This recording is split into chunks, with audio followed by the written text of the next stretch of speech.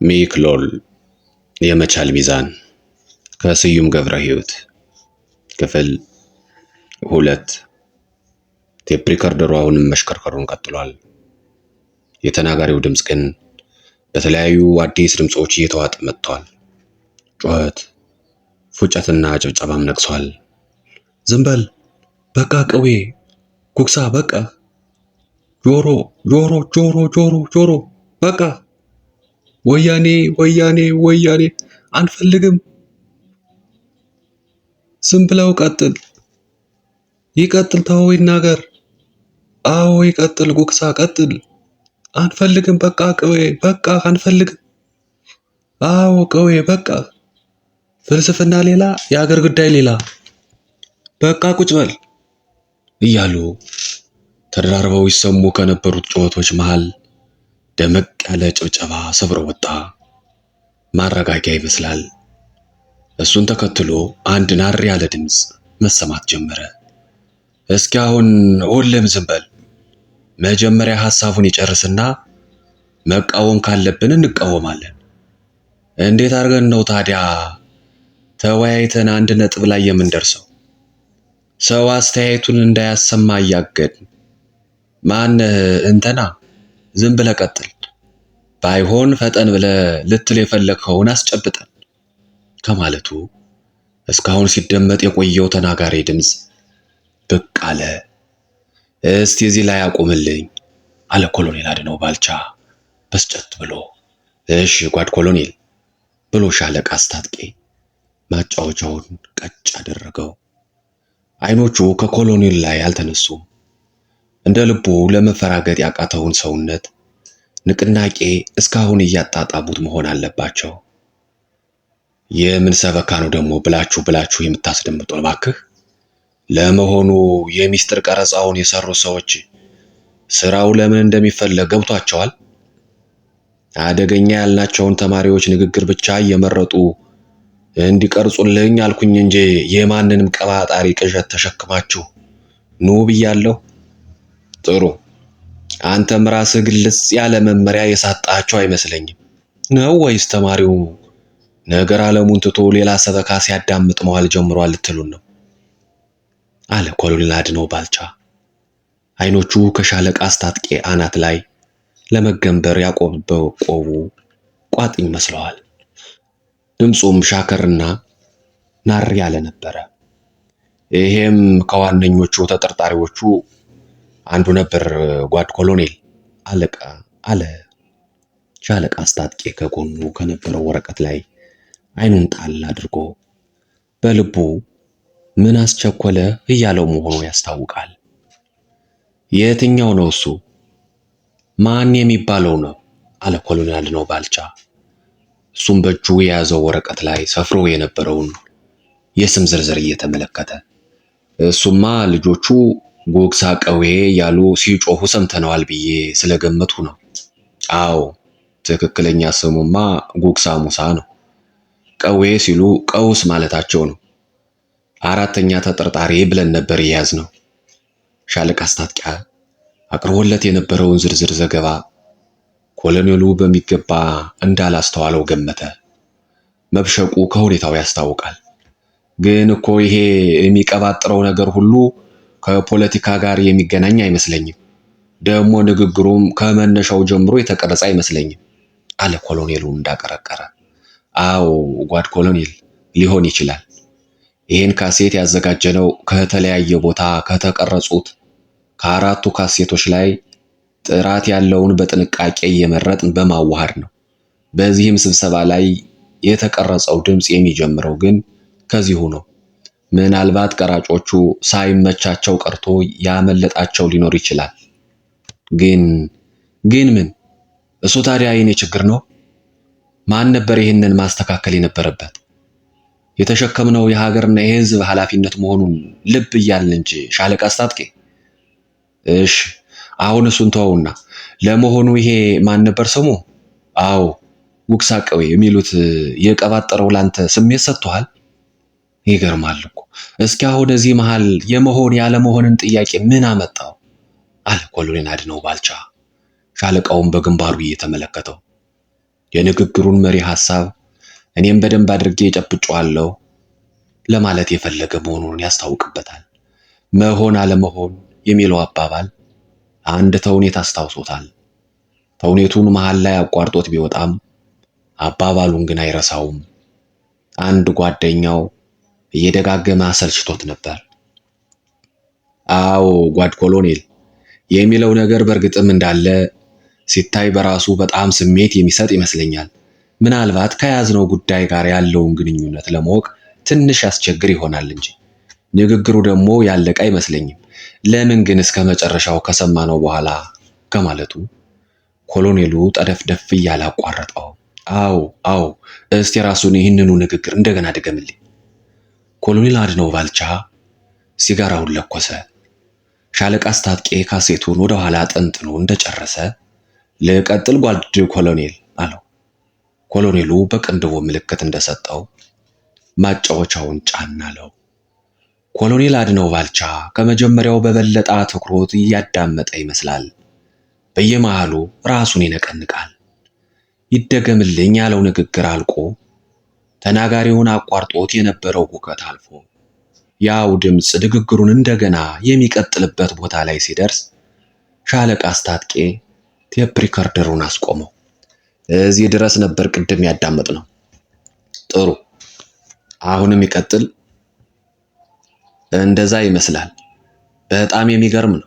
ገና ውሎ ባይጨበጥልኝም እውነትም ስሜት የሚሰጡ ነገሮች ግን ያሉበት ይመስላል። ግን የዛሬ ጊዜ ተማሪ ደግሞ እንዲህ ይናገራል እንዴ? እሺ አሁን እስቲ ለማንኛው ሌሎቹንም እንስማቸውና እንደውም ቆየኝ። ከዛ በፊት ግን እስቲ በተጠርጣሪዎቹ ላይ የተጠናቀረውን የመጀመሪያ ዘገባ እንደገና ልብ ብዬ ልመልከተው። የእያንዳንዱ ፋይል አምጣልኝ አለ ኮሎኔል ሲጋራውን በየመሃሉ እየማገ። እሱንማ ይሄው መጀመሪያውንም አቅርቤ የነበርኩ ጓድ ኮሎኔል እያለ ሻለቃ አስታጥቄ 4 ፋይሎቹን እንደተነባበሩ ወደፊቱ ገፋ አደረገለት። ኮሎኔልም የጠና በማይመስል አስተያየት ገሽለጥ አድርጎት ፋይሎቹን ማገላበጥ ጀመረ። ያለ ምዝብ ልብ ሰቀላው ያንገላታ ጭንቁ ነፍስን ያማለለ አንድ ልብ ወለድ መጽሐፍ በአንድ ላይ እያነበበ ይመስላል። ኢራን ኩዌትን ከመውረሯ ጀምሮ የሀያላን መንግስታት ሳዳም ሁሴንን ሲያስፈራሩትና ሲያስጠነቅቁ የህብረ ብሔሩ ጦር ሲከት በኢራቅ ላይ የምድርና የአየር ጥቃት ሲያካሂድ ዱካውን እየተከተለ መንዠርዠር የያዘው ዜና ፍሰቱ እውነትም የተዋጣለት ልብ ወለድ ታሪክ አይነት ይመስላል። እምርታን እየተዳፈረ የማይመስል ነገር ሳያሰኝ የለውጥ ንፉግ በመሆን ሌጣ የጊዜ ግትልትልን እያስታቀፈ ተደራሲን ሳያሰለች እንደሚፈሰው አይነት ድርሰት በየሰዓቱ አፍ የሚያስከፍት ሱስ እያስያዘ ቀጠለ። አካሄዱን ልብ ላለው እውነትም ትንግርት ነው። ለመሆኑ የጊዜና ሁነት ሚስጥር አስቀድሞ ተገልጦለት ፊት ለፊት ያለውን ታሪክና ሴራ ውልደት እንዲህ አድርጎ የተበተበው ደራሲ ማን ይሆን ያሰኛል። ሕዝብ በነቂስ ሰዓት እየጠበቀ ወደ ተገኘው ሬዲዮ ሲንጋጋ ሲታይ ሲኖሩት እንኳን ባይሆን ዜናውን ሲያደምጡት ለካ ጦርነትም ለመንፈስ ምግብነት የሚሆን ፋይዳ ይወጣዋል የሚል ነገር ያሳስባል። ሕዝቦች ተፋቀሩ፣ ሀገሮች ታረቁ የሚል አይነት ወሬ ይህን ያህል ሲያማልል ታይቶ አይታወቅምና አንዱ ሌላውን ሲደፈጥጥ ማየት የሚናፍቀው ሰዋዊው ስነ ልቦና ዘንድሮ ገጥሞታል ያሰኛል።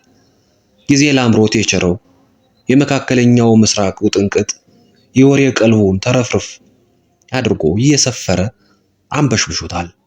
የህብረ ብሔሩ ጦር አውሮፕላኖች ኩዌት ውስጥ የኢራቅን ብረት ለበስ ጦር ደመሰሱ የተባለበትን የጥር ወር አጋማሽ ረግጦ ፕሬዝዳንት ቡሽ በሳዳም ሁሴን ላይ ድል እስከሚገኝ ጦርነቱ እንደሚቀጥል ገለጡ በማለት ሌላ የተስፋ እድሳት እስከተገኘበት የካቲት ወር ድረስ እንደተመቸው ዘለቀ።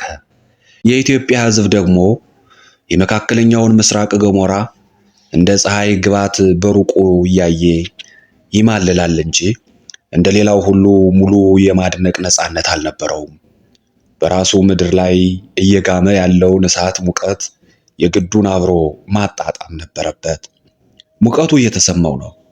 ከቀን ቀን እየተጠጋው በመምጣት ላይ የነበረው ጦርነት ወላፈን ማሳከክ ጀምሮታል። ከፊሉም ከመሃሉ ገብቶ መለብለብ ይዟል። የአዲስ አበባ ሕዝብ በገቡ ወሬ ይታመሳል።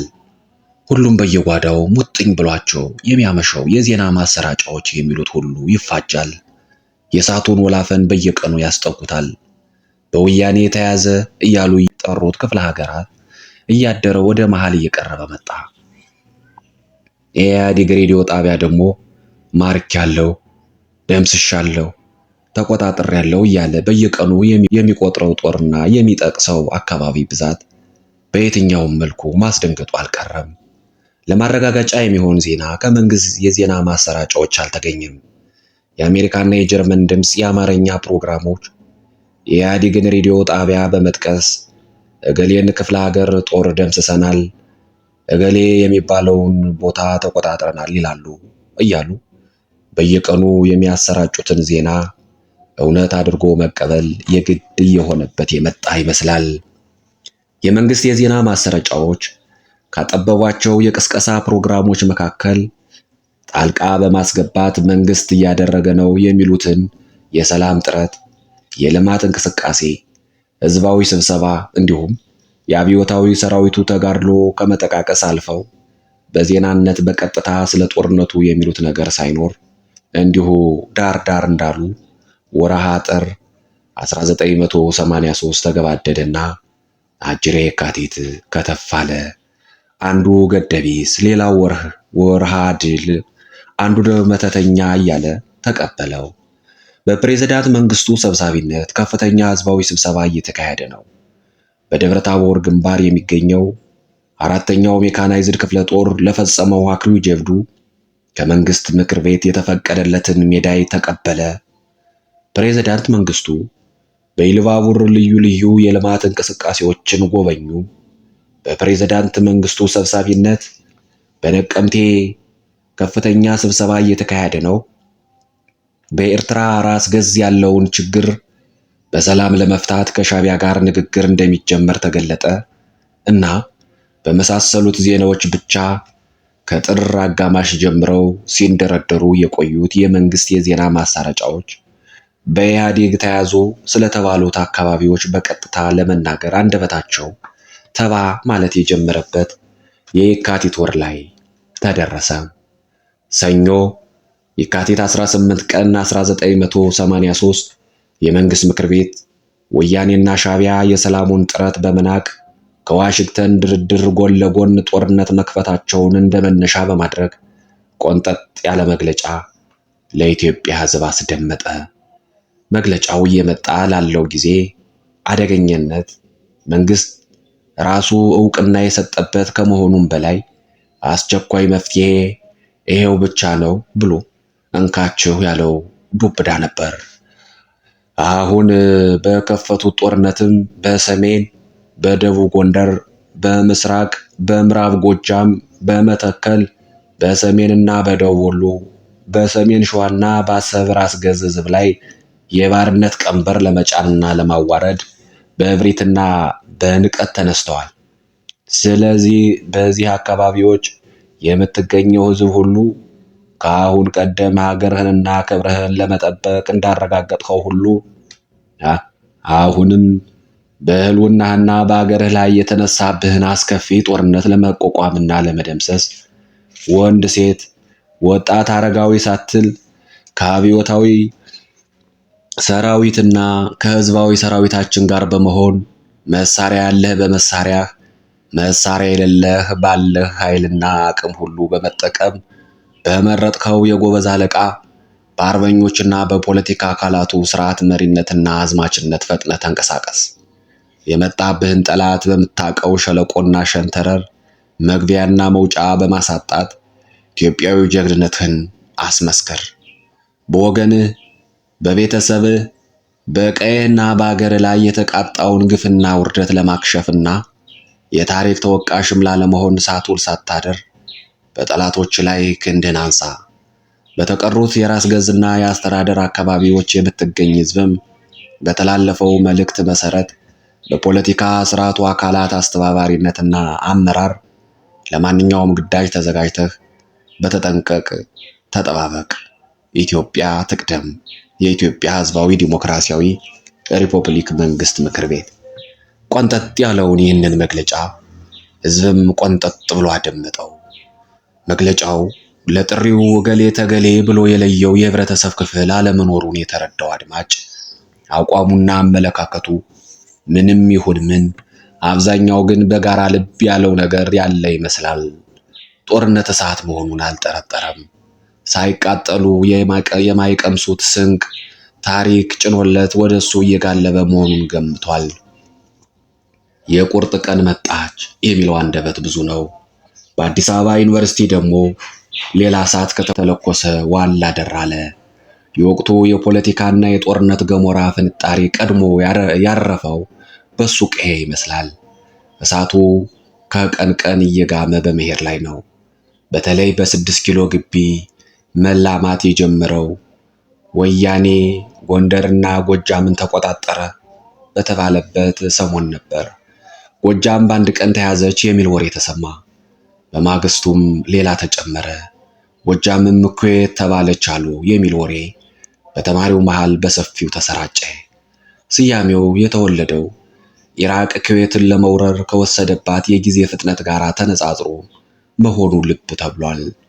በዚያው ሰሞን የተማሪ ደብተር ግንጣይ ወረቀቶች ነገር እየሸተቱ በየአደባባዩ ብቅ ማለት ጀመሩ። እነዚህ ማስታወቂያዎች ብዙም ጊዜ ሳይፈጅባቸው የ6 ኪሎን ግቢ ያጥለቀለቁት። በመመገቢያ አዳራሽ፣ በመኖሪያና በመማሪያ ህንፃዎች አካባቢ ካሉት የማስታወቂያ ሰሌዳዎች ላይ ተጨናንቀው የሚጠብቁትን እነዚሁኑ ማስታወቂያዎች ተማሪዎች ድግግሞሻቸው እስኪያሰለቸው ድረስ እጅብ እያለ አነበባቸው። ሁሉም በእጅ ጽሑፍ በጥድፊያ የተሞነጫጨሩ ይመስላሉ። በአብዛኛው የያዙት መልእክት ለቀቅ ያለ የቁጭትና የኃይል ስሜት የናጠው ነው። ተነሳ፣ የአገርህ አንድነትና ህልውና ከፍተኛ አደጋ ላይ ወድቋል። ወያኔና ሻቢያ አገርህን ሊቀራመቱት ነው። ምን ትጠብቃለህ? የምን ትምህርት ነው? አገር ሳትኖር የሚሉ አይነት የንቅናቄ ጥሪ ኃይሉ ቃሎች ነበሩ። ከማስታወቂያዎቹ መጉረፍ ጎን ለጎን እየተቀጣጠለ የመጣው ስሜት በምሽት መካሄድ የጀመሩትን ትናንሽ ስብሰባዎች አይዟችሁ አላቸው። እያደር ብርሃንን ደፍረው በመውጣት ወደ ቀን ትላልቅ ስብሰባዎች እንዲቀየሩ አደረጋቸው።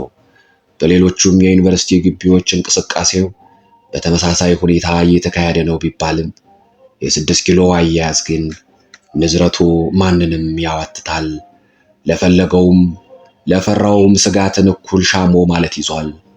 የአዲስ አበባ ዩኒቨርሲቲ ተማሪ የ1983 ዓመተ ምህረት የሁለተኛ መንፈቅ ዓመት ትምህርት እንደነገሩም ቢሆን ጀምሮት የነበረ ቢሆንም የስብሰባዎቹ ተከታታይነትና ግለት እየጨመረ ሲሄድ ግን የመማር ልቦናውም አብሮ ስውር እያለበት መጣ።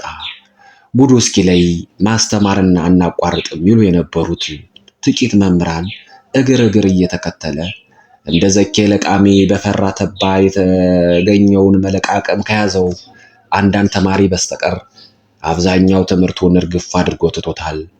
በየስብሰባው እየዋለም ይሁን በተመቸበት ቦታ ሆኖ ሁኔታውን በሩቅ እየተከታተለ የነበረው ግን ብዙ ነበር። ተማሪው እጁን ከትምህርቱ ማዕድ ላይ ሰብሰብ እንዳደረገ የካቲት ወር ተጋመሰ። በተለይ የአዲስ አበባ ዩኒቨርሲቲ ዋናው ግቢ 6 ኪሎ ፋታ በሌለው ተከታትሎት በየቀኑ በሚጣደው ስብሰባ ግለት ታፈነች። በእያንዳንዷ ቀን በስብሰባው ላይ የተነዙ የሚታመሱት ሐሳቦች እስከ መቼውም በስለው በወል የሚቆረጠሙ አልመስላሉ። የወል ችግራችን ይሄ ነው፣ የወል ጠላታችን ይሄኛው ነው፣ እርምጃችን እንዲህ ነው፣ አካሄዳችን በዚህኛው መስመር ነው ተብሎ የሚቋጭበት ቀን ራቀ። የእንቅስቃሴው ቀጥተኛ ምንጭ ጥርት ብሎ አልታወቀም። በወያኔ ከተያዙት ክፍለ ሀገራት የመጡ ልጆች የጀመሩት ነው የሚል አለ። አንዳንዱ ደግሞ የአብዛኛው ተማሪ የሀገር ፍቅር ስሜት ያስነሳው ነው ባይ ነው። ጀማሪውን እግዜር ይወቅ። ብቻ የሚሆነውን ዝም ብሎ ማየት ነው በሚል አይነት ጥርጣሬ ቁጭ ያለም ሞልቷል። ለኢትዮጵያዊነት ክብሬና ለሀገሬ አንድነት ስል ዓላማዬ ብዬ የተነሳሁበት ስለሆነ እስከ ሕይወት መስዋዕትነት ድረስ እቀጥልበታለሁ ብሎ የሚራወጠውም ቁጥር ቀላል አይደለም። ስለ ምንጩ ያለው ጥርጣሬ ወይም እውቀት ምንም ይሁን ምን አጋጣሚውን በመጠቀም የማንንም ምቾት በማይጎዳው የእውነትና ጥበብ ፍልስፍና የተማሪውን የሕይወት አመለካከት መግራት አለብኝ በማለት ታጥቆ የተነሳውም ቅንጣትነቱን ብቅ ብለዋል። መቆጣጠር አለብኝ ካላቸው ነጥቦች ጣቶቹን ሳያነሳ ይህንን የስሜት ማዕበል ለራሴ አካሄድ ወደሚያግዝ ግዙፍ ኃይል ቀይረዋለሁ ብሎ የስውር እጆቹን እንደዘረጋ እያየው ከማያየው ተማሪ ጋር ሌት ከቀን ተፋጦ ቁጭ ያለ ወገን ደግሞ አለ። እነዚህን ስውር እጆች እንዲያንቀሳቅስና እንዲመራ ከመንግስት አደራ የተሰጠው ዋናው ሰው ኮሎኔል አድነው ባልቻ ነበር። ኮሎኔል አድነው ባልቻ የህዝብ ደህንነት እየተባለ በሚታወቀው ሚኒስቴር መስሪያ ቤት ውስጥ ቁልፍ የሚባል ቦታ ያለው ሰው ነው። ውስብስብና አደገኛ ናቸው የተባሉ የኢንተለጀንስ ኦፕሬሽኖችን እንድመራ የተሰጠኝን ኃላፊነት ብዙውን ጊዜ በአጥጋቢ ሁኔታ በመወጣት በአለቆቼ ተደናቂነትን አትርፌያለሁ የሚል ግምት አለው። ዘንድሮም በአዲስ አበባ ዩኒቨርሲቲ ተማሪ በኩል ሊመጣ የሚችለውን አደጋ ቀድሞ የማወቅ የመቆጣጠርና የማክሸፍ ሙሉ ኃላፊነት የተሰጠው ለሱ ነው። በሂደቱ አጋጠመኝ ባለው እንቅፋት ላይ ማንኛውንም አይነት እርምጃ የመውሰድ ሙሉ ስልጣንም አለው። የኮሎኔል አድነው ባልቻ ኦፕሬሽን የዩኒቨርሲቲው ተማሪ እንቅስቃሴውን ከመጀመሩ በፊት የነበረ ኦፕሬሽን ነበር። ከዚህ በፊት ተወጣኋቸው ከሚላቸው ስብስብና ፈታኝ ኦፕሬሽኖች ጋር እያወዳደረ መጀመሪያ ላይ የተማሪውን እንቅስቃሴ ትንሽ ናቅ አድርጎ ነበር ያየው። ያቀድኩት እቅድ፣ የዘረጋሁት በረብና ያሰማራሁት ኃይል ከበቂ በላይ ነው የሚል ግምት ነበረው። ከቀን ቀን እየባሰበት የሄደውን የተማሪውን እንቅስቃሴ እስካሁን አደረው ካለው ጋር ሲያስተያየው ግን ነገሩ ሁሉ ከእጁ ወጥቶ የሚቀር እየመሰለው መጣ። እስካሁን በዚህ ኦፕሬሽን አጥጋቢ ሆነው አግኝቻቸዋለሁ ያላቸውን መረጃዎች እየተጠቀመ እርምጃዎችን ወስዷል። በተለይ በማታ ተማሪነት ከለላ በተማሪው መሃል የወያኔን ዓላማ ለማራመድ ወደ ዩኒቨርሲቲው ሰርገው ገብተው ያገኘኋቸው የወያኔ አባላት ናቸው ባላቸው ላይ መውሰድ የነበረበትን እርምጃ እንደወሰደ በኩራት ያስታውሳል። ከዚህ እርምጃ ያገኘሁት ነው ያለውን ትልቅ መረጃ ተከትሎ መድረስ የነበረበት ነጥብ ላይ ባሰበው ፍጥነት ለመድረስ ግን ስለ ተማሪው እንቅስቃሴ በየቀኑ የሚደርሰው መረጃ የረባ ፍንጭ አልሰጥህ ብሎት ተቸግሯል። አሁንም በአስቸኳይ ማድረግ ያለበት አንድ ከጊዜ ጋር ትንፋሽ የሚያሳጣሽ ቅድምድም ውስጥ ያስገባው ነገር አለ። ከነዚሁ የወያኔ አባላት ናቸው ብሎ በቁጥጥር ስር ካዋላቸው አንዱ በሰጠው መረጃ መሰረት የተማሪው እንቅስቃሴ ለወያኔ የሚመች አካሄድ እንዲከተል የሚያደርግ ተጽዕኖ የማሳደር ተልዕኮ እንዲያራምድ ከቀን ተማሪዎች መሃል ተመርጦ የተመደበውን አደገኛ ተማሪ መለየትና ደብዛውን ማጥፋት፣ ስለ ተጠርጣሪዎቹ መረጃ እንዲቀርብለት ጠይቆ በነበረው መሰረት የተፈራውን አይነት ተልዕኮ የማራመድ አዝማሚያ ይታይባቸዋል የተባሉ 4 ተማሪዎች ስምና መሰረታዊ መገለጫ በአደገኝነታቸው ቅደም ተከተል ከተቀበለ ዋላ አደር ብሏል። ስለ እንቅስቃሴያቸውና በየስብሰባው ስለሚያደርጉት ንግግር ይዘትና አዝማሚያ በተከታታይ ተዘግቦ የቀረበለት ቢሆንም ከዘገባው በመነሳት አንዱን ለይቶ ለማውጣት ግን አልቻለም። ዘገባው ማየት የምፈልጋቸውን ጥቃቅን ነገሮች ማሳየት የማይችል እጅግ በጣም ግርድፍ ነው ባይ ነው። የእያንዳንዱን ተጠርጣሪ ባህሪና አካሄድ በወጥነት ገጣጥሞ ለማየት የሚያስችለው ፋይዳ አጣበት። ወያኔን በቀጥታ እየደገፈ የሚናገር ልጅ ይኖራል ብሎ ባይገምትም ደርግንም እኩል ከወያኔ ጋር የሚያወግዘው ብዙ መሆኑን ልብ ብሏል። እሱ ከሚያተኩርበት ነጥብ አንጻር ግን ተጠርጣሪ የተባለው ሁሉ በጥቅሉ ሲታይ የሚከተለው አዝማሚያ ከሁለት አንዱ ብቻ ሆኖበት ነበር። ደርግንም ጠበቅ አድርጎ ከመቃወም ወይ ደግሞ ወደ ትምህርታችን እንመለስ ከሚል የተለየ ትርጉም ሊሰጠው አልቻለም።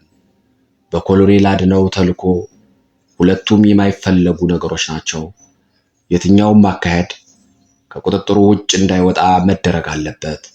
ይሁን እንጂ በዋናነት ያተኮረበት ጉዳይ ድርጅታዊ ተልዕኮ ይዞ በመንቀሳቀስ ላይ ያለ የወያኔ ወኪል ነው ብሎ ያመነበትን ተማሪ በአስቸኳይ ለይቶ እርምጃ መውሰድ ነው። እስካሁን የነበረው አካሄድ ሁሉ ወያኔ ስቲክ በሚል ስያሜ አስቀምጦታል ያለውና ይህን አደገኛ ተማሪ ሊያስጨብጠው እንደማይችል ልብ እንዳለ ነበረ ኮሎኔል አድነው ባልቻ አዲስ ስትራቴጂ ለማውጣት የተገደደው። አዲሱን ስትራቴጂም የጀመረው ትንሽ ረቀቅ ያለ ነው በሚለው አዲስ መንገድ ነው። ይህም ራሱ በቦታው ላይ የተገኘ ያህል የእያንዳንዱን ተጠርጣሪ ንግግርና የተማሪውን አጠቃላይ ስሜት በቀጥታ ሰምቶ መመርመር የሚያስችለውን የመጀመሪያ ደረጃ መረጃ እንዲያገኝ በማድረግ ነበር። ለዚህም የመደበው ሻለቃ አስታጥቄን ነው። በዚህም መሰረት ስውር የድምፅ መቅረጫ የያዙ የደህንነት ሰራተኞች ሰሞኑን እየተካሄዱ ባሉት የ6 ኪሎ ስብሰባዎች ላይ በስውር እንዲቀላቀሉና በካሴት የተቀረጹ የድምፅ መረጃዎችን እንዲያቀርቡ ተደርጓል። ስቲክ ማን ነው? አሁን ጥያቄውም አይደል አለ ኮሎኔል አድነው ባልቻ ለራሱ የሚናገር በሚመስል ቅላጼ። የመጨረሻውን ፋይል እንደዘጋ ነበረ ሲጋራውን ለኩሶ የተነሳው። የመስኮቱን መጋረጃ ገፈፍ አድርጎ ቁልቁል እያየ ትንሽ ሲያስብ ቆይቷል። ከተናገረ በኋላ ዘወር አለና ሻለቃ አስታጥቄን ትኩር ብሎ እየተመለከተው ወደ ወንበሩ ተመለሰ። እሱማ እንግዲህ ብሎ ሻለቃ አስታጥቄ ሲጀምር ኮሎኔሉ ንግግሩን ቀጠለ። ወንበሩ ሰው ቁጭ እያለ ነበር። እስካሁን በእያንዳንዱ ተጠርጣሪ ላይ የተዘገበውን መግለጫ ረባም አረባም ደጋግሜ ተመለከትኩት። አሁን የእያንዳንዱን ለየት ያለ ባህሪ በአእምሮዬ ለማስቀመጥ የሞከርኩ ይመስለኛል። አዎ ወያኔ ጅል አይደለም። አሁን ማን ነው ስሙ ያ ቀዌ እያሉ የሚጮህበት ልጅ እንዳለው እኛም የማሰብ አቅማችንን ተጠቅመን ከስቲክ ሚሽን አንጻር ትርጉም ሊሰጥ የሚችል ባህሪ ለይተን ለማየት እንሞክር። አሁን ቴፑን ከቆመበት አስጀምርልኝ አለ። እሺ ጓድ ኮሎኔል፣ አሁን የሚቀጥለው የዛው የቅድሙ ልጅ ንግግር ነው አለ ሻለቃ አስታጥቄ ጣቱን ማጫወቻው ላይ በተጠንቀቅ እንዳስቀመጠ። ጫን አለው። ጉግሳ የሚባለው ተጠርጣሪ ድምፅ ራቅ ብሎ መሰማት ጀመረ። ኮሎኔል አድነው ወዲያውኑ ቴፕ ሪከርደሩን እንዲያቆምለት ምልክት አሳየው። እዚህ ላይ ደግሞ ድምፁ ጥራት የለውም፣ ምንድነው ችግሩ አለና መልስ የማይጠብቅ በሚመስል ሁኔታ እየተጣደፈ ጆሮውን ወደ ቴፕ ሪከርደሩ አስጠጋው። እሺ አሁን ቀጥል አለ። አዎ ጓድ ኮሎኔል፣ ቀረጻውን የሰሩት ያውም በየመሃሉ ያለውን አንዳንድ ሁከት እየዘለሉ ነው። ጥራቱም የተሻለ ሆኖ ያገኘነው ይሄው ነው። ደግሞ አንዳንዴ ሳይመሽ ሲቀር ከማለቱ ሻለቃ አስታጥቄ ኮሎኔሉ ጣልቃ ገባበት። ሁከቱም እኮ የሚጠቅምበት ሁኔታ አለ። ለማንኛውም አሁን ልቀቀው አለው ኮሎኔሉ በልቅና መንፈስ ቋጠር ብሎ። ሻለቃ አስታጥቄ ምንም ሳይመልስለት ካሴቱን ትንሽ ወደ ኋላ ጠምጥኖ ድምፁን ለቀቀው። ድምፁ ራቅ እንዳለ ቀጠለ። ሁለቱም ራሳቸውን ወደ ቴፕ ሪከርደሩ ጠጋ አድርገው አንዳንድ ነጥቦችን ወረቀት ላይ እየጫጫሩ ተከተሉት። ኤዲስ እኮ ማለት ነው ድንቁርናም ለስብናችን። መቼም ስለ ኤዲስ ሲነሳ ልብ ውስጥ አንድን ስራ ውሃ እንደሚደፋ እርግጠኛ ነኝ። አይደለም እንዴ? ነው እንጂ ታውቀዋለህ። አጅሬው ኤዲስ እንዲህ የምትንሰፈሰፍለት ስጋህን እንዴት አድርጎ ጉድ እንደሚሰራው ቢገባ ኑሮ ለነፍስህም በሽታ ከዛ በላይ በተጨነቅለት ነበር። እንዲያውም የነፍስህን በሽታ አውቀህ እሱን ከመፈወስ ብትጀምር ኑሮ የስጋ በሽታ ችግር ሆኖ ባልተገኘ ነበር። ለምን? ያዝ እንግዲህ ልንገርህ። ምናልባት ልብ ካልከው የኤዲስ ቫይረስ የአካላችንን የመከላከል አቅም በማዳከም ለማንኛውም አይነት በሽታ አጋልጦ ይሰጠዋል እንደሚባለው ሁሉ ድንቁርናም የሰውን የተፈጥሮ የማሰብ አቅም በማዳከም ላለመሆንና ላለመቻል አጋልጦ ይሰጣል። እንዴት አድርጎ ይመስልሃል? አዎ በማሰብ አቅምህ ያልተዳኘው ድንቁርና ፍርሃትን፣ ጭንቀትን፣ በራስ አለመተማመንን፣ ክፋትን፣ ፍቅር ማጣትን፣ ቅናትን፣ ተንኮልን በተለይ ደግሞ እኛ በዚችኛዋ የዓለም ጥግ ተሸጉጠን የምንገኘው ሰዎች ልዩ ጌጥ አድርገን የያዝነውን ምቀኝነትን ያስታቅፋል። ድንቁርና አጅሬው ታድላ ሌላ ምን ስራ አለው መሰለህ? አዎ ድንቁርናም ዝም ካልከው ከኤዲስ በባሰ ፍጥነትና ድግግሞሽ እየዘለልክ የምትፈጠፈጥባቸውን እነዚያን ጉድጓዶች ይቆፍሩልሃል። አዎ እዚህ ላይ አንድ የሚያስቀኝ ሚስጥር አለ። የስጋ አፍራሽ የሆነው ኤዲስ መድኃኒት ያልተገኘለት መሆኑን ስለምታቅ ነው አይደለ የምትፈራው? ነፍስህን ጠፍሮ ለያዛት ድንቁርና ግን መድኃኒቱን ተሸክመው ትዞራለህ። ነፍስህ ነፃ ብትወጣ ኑሮ ግን ኤዲስን መዳኘት ትችል ነበር።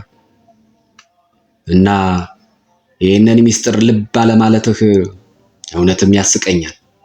በየመሃሉ ተደርቦ ይሰማ የነበረው የተቃውሞ ፉጨትና ጭብጨባ ኃይሉን አስተባብሮ ነገሰ። ተራራ የሚያህል ፈረሰኛን እንደተከለበሰበት ዋናተኛ የተናጋሪውም ድምፅ በዛው ጠፍቶ ቀረ። መጨረሻ ላይ ደግሞ የድጋፍ የሚመስል ብዙም ድምቀት የሌለው ጭብጨባ ጀምሮ እንደጨረሰ የተቃውሞ ፉጨቶች ነግሰው ወጡ። አይገባም የምትለው አይገባም፣ ስሜት አይሰጥም የሚል ድምፅ ጎላ ብሎ ተሰማ። አባባሉን የሚያግዝ ደመቅ ያለ ጭብጨባና ጩኸት ተከተለ። እሱንም የሚቃወም ቀጠለ። አዎ ልክ ነው፣ አይገባም፣ በቃን፣ ቀዌ ቁጭ በል። ይገባል። ለምን አይገባም? በደንብ ይገባል። እንዲገባህ አንጎልህን አሰራው ነው የሚልህ። ይገባል። ለምን አይገባም? ታዲያ አይገባም እየተባለ እስከ መቼ ነው ቡቱቶ፣ ኮልኮሌ፣ ተረት ተረት ብቻ ስናዳምጥ የምንኖረው? የሚል ድምፅ ለብቻው ጎላ ብሎ ወጣና እሱም ድብልቅልቅ ባለ ጭብጨባ ተበልቶ ቀረ። ቴፕ ሪከርደሩ እዚህ ላይ እንዲቆምለት ኮሎኔል አድነው ባልቻ ለሻለቃው ምልክት አሳየው። እኛም ትረካውን በዚህ ላይ አቆምነው። ለዛሬው በዚህ አበቃ። በቀጣይ እስክንገናኝ ድረስ ሰላም ቆዩ።